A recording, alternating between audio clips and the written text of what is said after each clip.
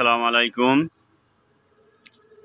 Battery চালিত রিক্সা, autorickshaw চার্জিংয়ের জন্য যে আবেদন করা হয়, সেই আবেদনে আপনি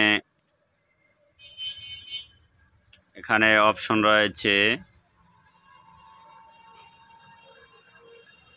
সংযোগের ট্যারিফ। এই সংযোগের ট্যারিফটা বুঝতে অনেক সময় অসুবিধা হয়। এখানে দেখা যাচ্ছে একটি রয়েছে এলটিডি টু রাস্তার বাতি চার্জিং অথবা চার্জিং। আবার নিচে রয়েছে, একেবারে নিচে যাবেন, এখানে রয়েছে LTD3 ব্যাটারি চার্জিং স্টেশন। আপনারা LTD3 ব্যাটারি চার্জিং স্টেশন দেবেন। এটা দিয়ে